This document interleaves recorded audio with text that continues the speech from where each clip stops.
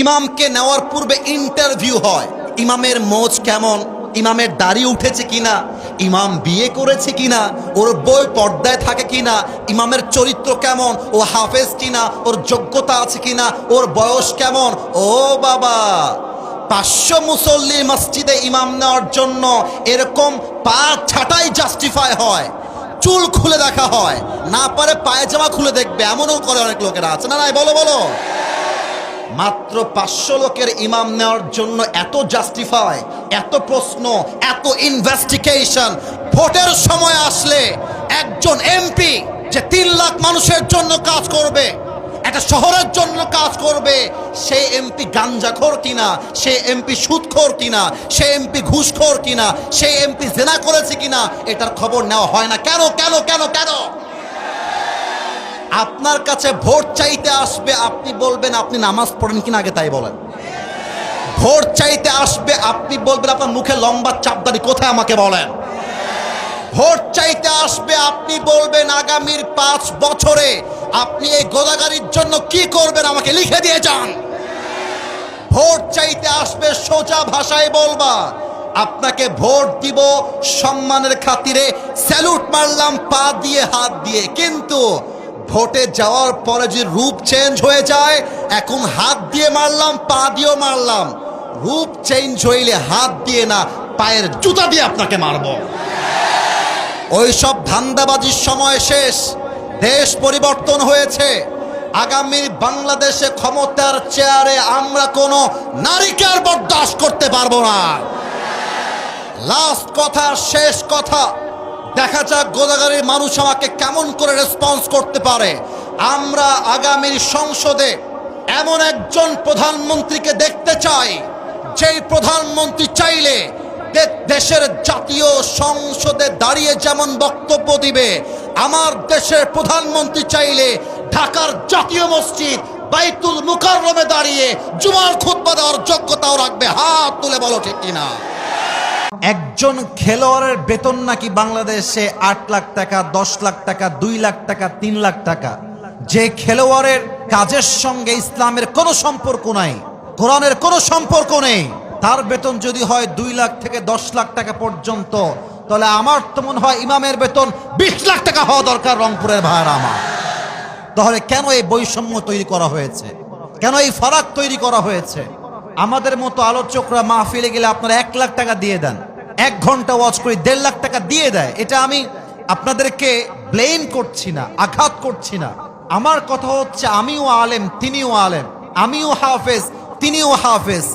মানুষ পার্থক্য করে জাস্ট একটা জায়গায়, তার ফ্যান ফলোয়ার্স কম, আমার ফ্যান ফলোয়ার্স বেশি। আরে ভাই রে, ভিউজ বেশি হওয়া, ফ্যান ফলোয়ার্স বেশি হওয়াই যদি যোগ্যতার সার্টিফিকেট হতো, তবে হিরো আলমের মতো সেকেন্ড সফল ব্যক্তি খুঁজেই পাওয়া যেত না আমার মিঠাপুকুরের ভার। এই জন্য ব্যক্তির ফ্যান ফলোয়ার্স দিয়ে নয়, তার ইমান দিয়ে জাস্টিফাই করতে হবে, তার আমল দিয়ে জাস্টিফাই করতে হবে। এবং আমার মনে হয় যদি ইমামদের বেতন বেড়ে যায়, আলেমদের সম্মানই বেড়ে যায়, এই দেশে আলেমের সংখ্যা এখন যেমন আছে তার চেয়ে দ্বিগুণ বেড়ে যাবে। ঠিক কিনা বলেন? আল্লাহ এই বৈষম্যের থেকে এই জাতিকে হেফাজত করুক। পড়েন সবাই আমিন। আমাদের ইমাম সাহেব কোথায় আছে? ইমাম সাহেব কোথায়? আপনি? মাশাআল্লাহ, আল্লাহ যেন ওনাকে ইসলামের দায়ী হিসেবে ইখলাসের সঙ্গে কবুল করে। পড়েন সবাই আমিন। হুজুর বসেন, বসেন। আমি ওনাকে একটু মেনশন করার ট্রাই এই জন্য করলাম, আমি আপনাদের এলাকার সম্পর্কে কিছুই জানি না, মসজিদ সম্পর্কে কিছুই জানি না, and I don't know the exact figure of amount of this office salary. ওনার বেতন কত তাও আমি জানি না। কিন্তু একটা কথা আজকে রাজবাড়ির জমিনে এটা বলেই শুরু করতে চাই, এই সমাজে সবচাইতে বেশি বেতন পাওয়ার যোগ্য একজন ইমাম এবং খতিব, কিন্তু সবচাইতে কম এবং সস্তা বেতন দেওয়া হয় একজন ইমাম এবং খতিবকে। যুবক ভাইরা ঠিক কিনা বল? এবং আমি বলতে বড্ড লজ্জাবোধ করছি, আমি আজকে হয়তো আপনাদের কাছে অনেক ফেমাস, খুব পরিচিত মানুষ, এই অনলাইনে ভাইরাল, এই সে ইত্যাদি মানুষ আমাকে ডাকে মাহফিলে আসার পরে যে ভাইরাল হুজুর আসছে, ফেমাস হুজুর আসছে। কিন্তু মাথায় রাখবেন, এটা এটা এটা আমার এগেইনস্টে যাবে, ইটস এগেইনস্ট অফ মাইসেলফ, এটা জেনেও বলতেছি। মাথায় রাখবেন, একজন ব্যক্তিকে তার ফ্যান ফলোয়ার্স দিয়ে জাস্টিফাই করা যায় না। যদি ফ্যান ফলোয়ার বেশি হওয়া, এই ঠিক বললেই হবে না, you have to observe the point. আগে কথা বুঝতে হবে, কথা বুঝতে হবে। আমার কথা হচ্ছে ফ্যান ফলোয়ার বেশি হওয়া, ভিউজ বেশি হওয়াই যদি একজন ব্যক্তির যোগ্যতার সার্টিফিকেট হতো, তবে আমি আসিফের চোখে বাংলাদেশে হিরো আলমের মতো সেকেন্ড সফল ব্যক্তি আর কেউ হবে না যুবক ভাই। একজন ব্যক্তির সফলতার মানদণ্ড, তার চরিত্রের মানদণ্ড, জনপ্রিয়তার মানদণ্ড জাস্ট ভিউ দিয়ে মাপলে হবে না। একজন ব্যক্তির ঈমান, আমল, আখলাক, চরিত্র ঠিক আছে কিনা, এটাই হচ্ছে সবচেয়ে গুরুত্বপূর্ণ বিষয়। অতএব আমাদের ইমাম সাহেব ফেমাস নন মানেই যে তার সম্মান কম, ব্যাপারটা কিন্তু এরকম নয়।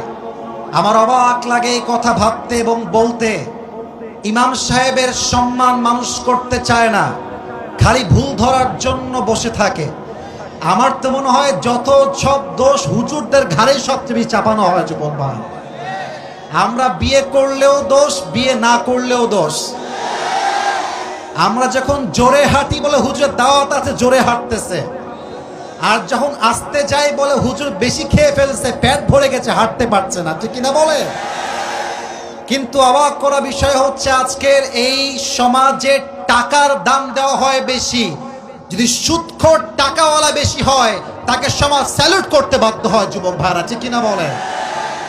আমি ইমাম সাহেবকে আমার বামে রেখে মিডিয়ার ভাইদেরকে কভারেজ ফুটেজ নিয়ে এই মেসেজটা পুরো দেশে দিতে চাই।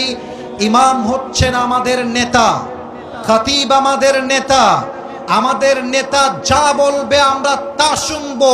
পাতি নেতা এসে ইমামের বিরুদ্ধে কথা বলবে, হক কথা বলতে বাধা দিবে, কসম খোদা ওর পিঠের চামড়া একটাও থাকবে না রাজবাড়ির ভাইরা। আল্লাহ ইমামদের সম্মানকে আরো বাড়ায় দিক, সকলেই পড়া আমিন।